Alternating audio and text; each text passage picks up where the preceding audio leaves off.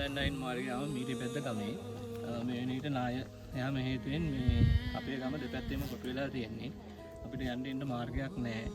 මේ අපි ඉන්නේ ටැක්සිතේ මායිමක ඉන්නේ. මේ වෙනකොට අලි එන ගැටලුවක් තියෙනවා. ගෙදරක ටෝච් එකක් පත්තු කරගන්න ටෝච් එකක්වත් නැහැ. අපිට පුළුවන් නම් කවුරු හරි මේ අපේ මේ පාර හදලා මුලින්ම අපිට පාර හදලා මේ දෙන්න පුළුවන් කෙනෙක් ඉන්නවා නම් ඉදිරිපත් වෙන්න කියලා අපි ඉල්ලා සිටිනවා.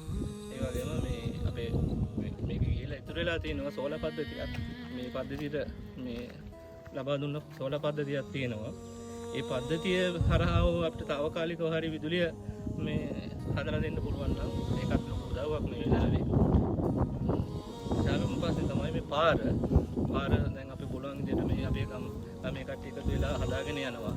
ඉතින් මෙතන මේ ලොකුවට තියෙන නායකයාට මේ කළු ගලක් නෙමෙයි තියෙන්නේ කුඩු ගලක් තියෙන්නේ මත වෙලා තියෙන්නේ. ඉතින් මේක දවසක් දෙකක් වගේ මහන්සි වුණත් හදාගන්න පුළුවන්. ඉතින් මේ වෙනතේ කිසිම මේ JCB එකක්වත් මොන මැෂින් එකක්වත් කිසිම දෙයක් මේ ස්ථානයට ආවේ නැහැ. පුළුවන් කවුරු හරි කෙනෙක් ඉන්නවා නම් අපිට මේකට උදව් කරන ලෙස තමයි අපි ඉල්ලා සිටින්නේ.